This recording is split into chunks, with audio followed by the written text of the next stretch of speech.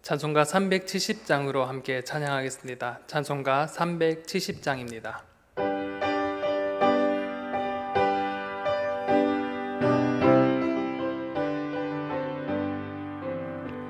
주 안에 있는 나에게 딴 근심 있으랴.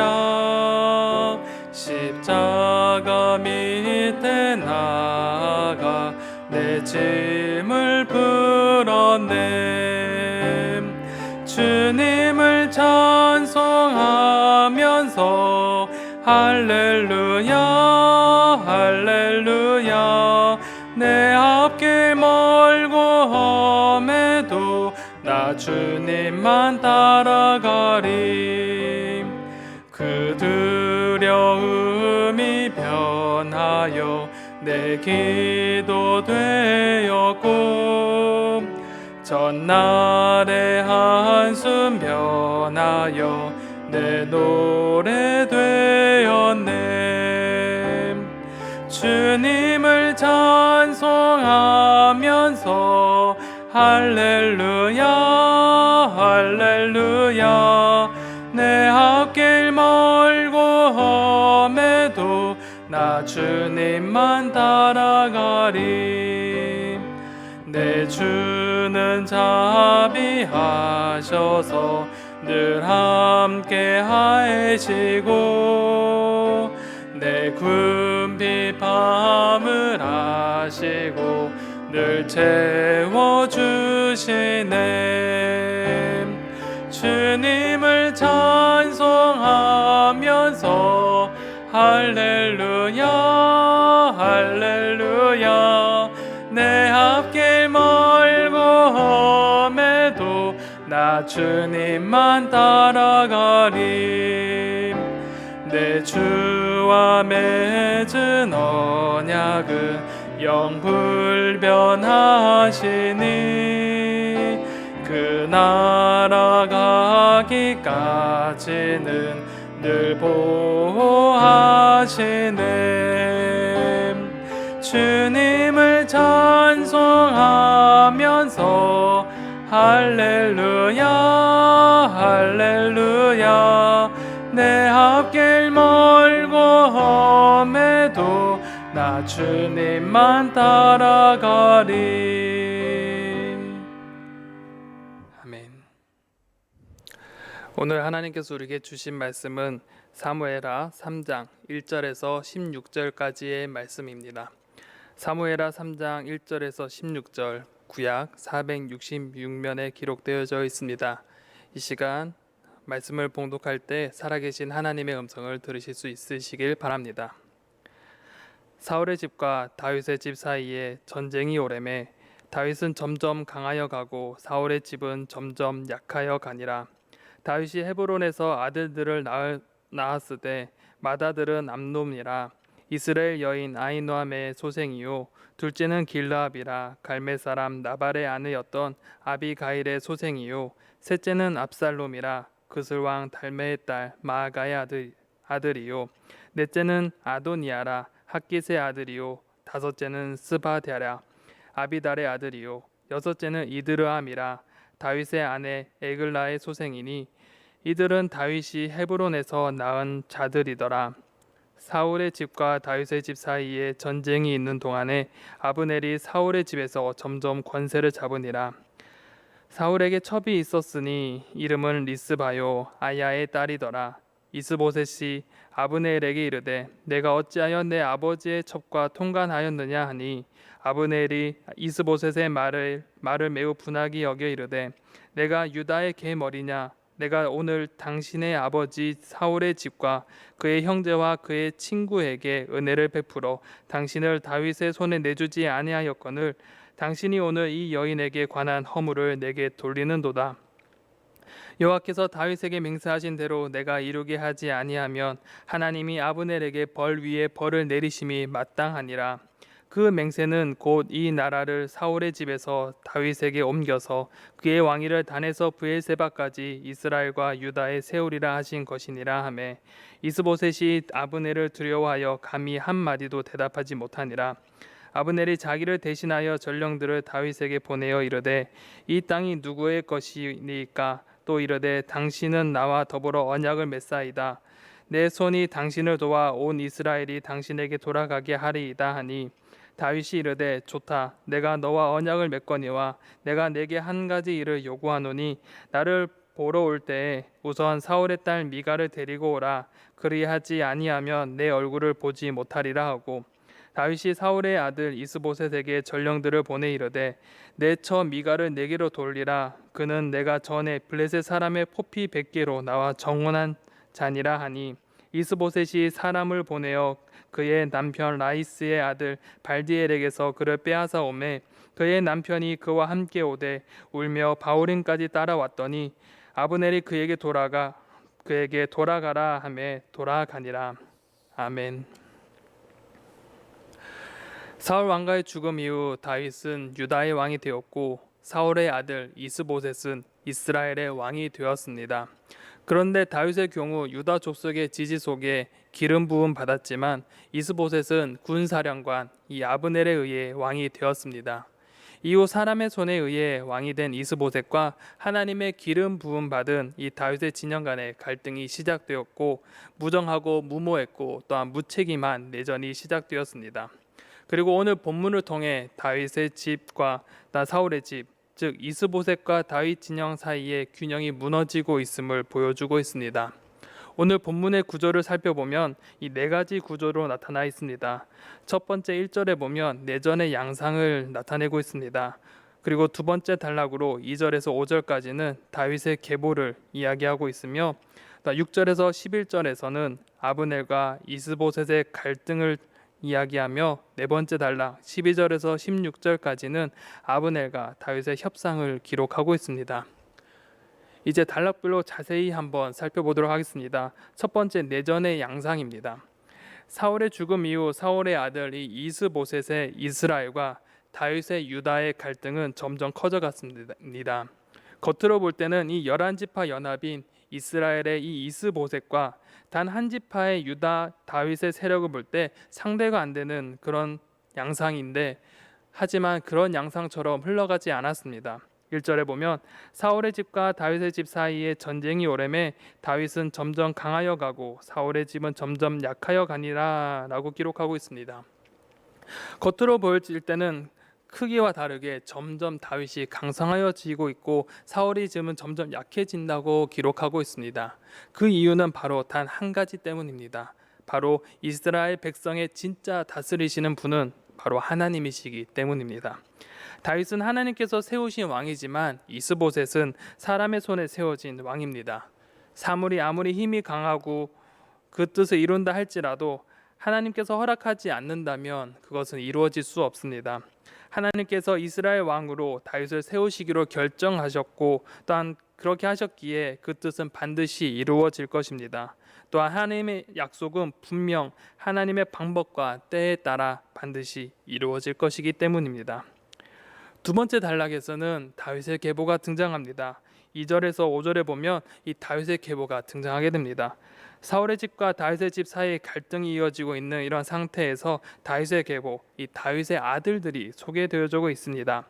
마치 흐름에 맞지 않아 보이는 하지만 이것이 암시하고 있는 것이 있습니다. 이 계보를 보면서 잊혀진 한 사람을 한번 떠올려 보시면 좋겠습니다. 오늘 이 다윗의 계보에서는 다윗의 6명의 아내와 6명의 아들들이 등장합니다. 첫째 아들은 2절에 보면 다윗이 헤브론에서 아들들을 낳았으되 맏아들은 암논이라 이스라엘 여인 아히노함의 소생이요 라고 기록합니다. 첫째는 바로 아히노함에게서 낳은 암논입니다. 암논은 후에 이복 동생 다말의 욕보임으로 인하여서 셋째 압살롬에게 죽임을 당한 인물이기도 합니다. 그리고 둘째, 셋째는 3절에서 둘째는 길르압이라 갈멜 사람 나발의 아내였던 아비가일의 소생이요, 셋째는 압살롬이라 그슬 왕 달메의 딸 마아가의 아들이요 라고 기록합니다. 둘째는 아비가일에게서 낳은 길르압인데 이 아비가일은 바로 나발의 아내였다고 기록합니다. 그리고 그 아들에 대해서는 그 이후에 성경에는 기록된 것이 없습니다. 다만 추측하기로는 어린 나이에 죽었을 가능성이 있다고 많은 학자들이 기록하고 있습니다. 그리고 셋째 마아가에서 낳은 아들이 바로 압살롬인데 바로 이 첫째를 죽이고 이후에 반란을 일으킨 그런 아들입니다. 넷째는 4절에 보면 넷째는 아도니아라 학겟의 아들이요, 다섯째는 스바다랴 아비달의 아들이요 라고 기록합니다. 넷째는 아도니아입니다. 아도니아는 솔로몬의 즉위를 반대하였고 그 반대 세력에 있다가 결국에는 솔로몬에 의해 수청당한 아들입니다. 또한 다섯째는 스바다로 둘째와 같이 다른 정보가 성경에 기록되어 있지 않습니다. 마지막으로 여섯째는 5절에 보면 여섯째는 이드르함이라 다윗의 아내 에글라의 소생이니 라고 기록하며 이들은 다윗의 헤브론에서 낳은 자들이더라 라고 기록합니다. 여섯째는 이드람입니다. 이 또한 알려진 바가 없습니다. 이렇게 다윗이 헤브론에서 낳은 아들의 목록들이 기록하고 있는데, 그런데 이렇게 많은 아내들 둔 이유가 무엇일지 궁금하기만 합니다. 신명기에서는 하나님께서 이스라엘 백성을 향해 왕을 세워야 하겠다는 생각이 들 때 그 왕에게 아내를 많이 두어 그의 마음을 미혹하게 하지 말라라고 경고하셨습니다. 그런데 다윗은 그렇게 하지 못하였습니다. 또한 다윗의 그 아내의 지역들을 살펴보면 그의 결혼이 단순히 사랑이 아닌 정치적이고 정략적 결혼임을 알 수 있습니다. 하나님의 뜻보다는 정치적 판단으로 한 결혼이 결국 후대에는 좋지 못한 결과를 나타내고 있음을 또한 암시하고 있습니다. 이와 더불어 또한 언급되지 않은 한 사람이 있습니다.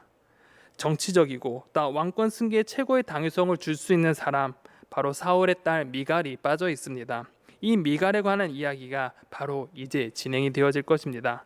이 세 번째 단락에 보면 6절에서 11절에 아브넬과 이스보셋의 갈등이 등장하게 됩니다. 이제 다윗은 미갈을 되찾으려는 노력을 이제 시작하게 됩니다. 왜냐하면 미갈은 사울에 이어 왕이 될 다윗에게는 왕가의 연속성을 확보해 줄 수 있는 그런 사람이기 때문입니다. 그리고 이 문제를 해결할 사람은 사울의 집 군사령관인 아브넬이 그 손에 쥐게 되어집니다. 6절에 보면 사울의 집과 다윗의 집 사이에 전쟁이 있는 동안에 아브넬이 사울의 집에서 점점 권세를 잡으니라 라고 기록합니다. 사울의 집과 다윗의 집의 균형이 무너지고 사울의 집이 약해지는 가운데 이 사울의 아들 이스보셋의 힘은 더욱 약하여지고 군사령관 아브넬의 영향력은 점점 커져만 갔습니다.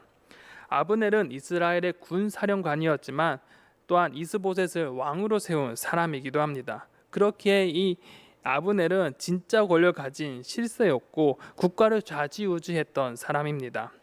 바지사장과 같은 이스보셋 왕과 진짜 실세 아브넬의 갈등이 그러한 역학 속에서 이제 폭발하기 시작합니다. 바로 7절에 보면 아브넬이 사울의 왕의 첩인 리스바를 동침한 사건이 나타납니다. 사실 이 사건의 진위 여부는 알 수가 없습니다. 단지 아브넬은 이 이스보셋은 들려오는 소식의 진위 여부를 판단하지 아니하고 바로 분을 내어 아브넬에게 분노했기 때문입니다. 이 이스보셋 입장에서는 당연히 그럴 수밖에 없는 것이 아브넬은 자신을 왕으로 만들어준 사람이기도 하지만 또한 자신을 껍데기로 만든 그런 사람이기도 했습니다. 그리고 선왕의 첩까지 동침했다는 소식이 들려오니 이 이스보셋의 입장에서는 왕의 자리까지 위협한다고 생각을 했을 것입니다. 그래서 이 이스보셋은 진위 여부와 상관없이 분을 내어 아브넬을 질책하기 시작합니다.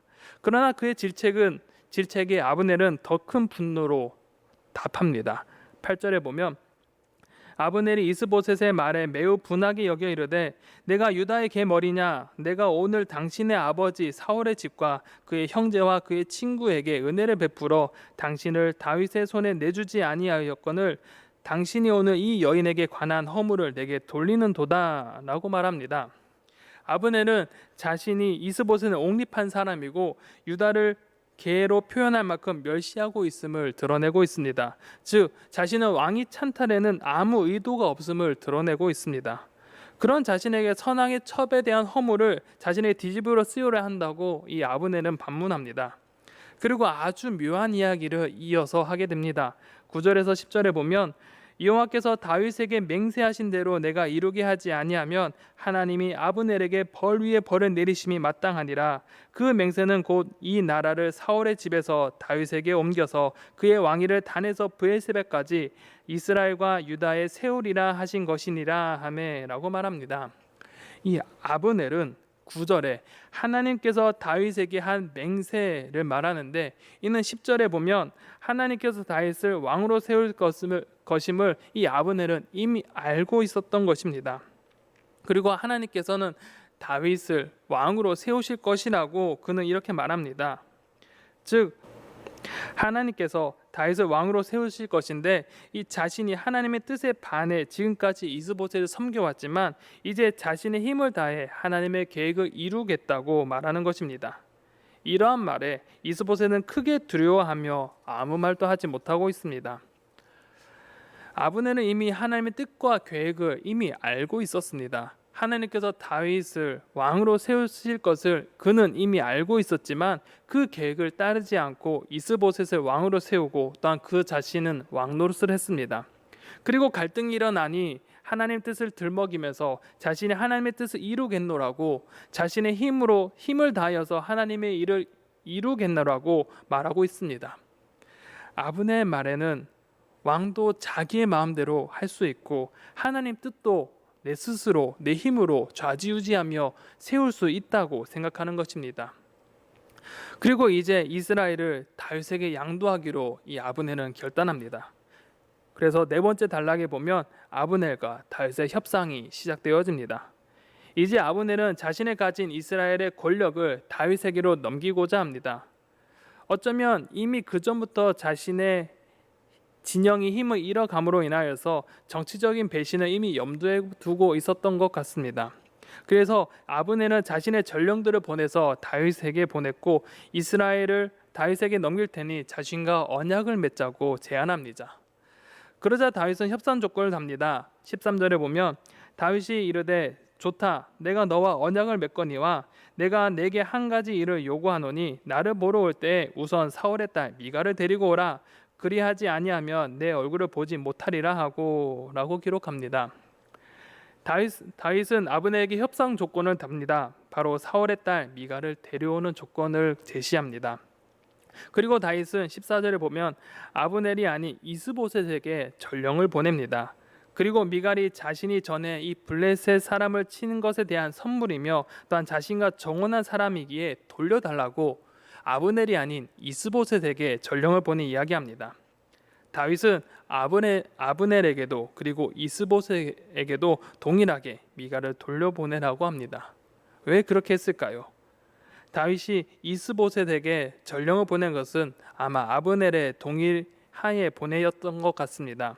또한 엄연히 이스라엘 왕은 이스보셋이며 미갈과 이스보셋은 남매지간이기에 그와 직접적인 연관이 있기 때문입니다. 그렇게 다윗은 미갈의 남편으로서 기득권을 요구했습니다.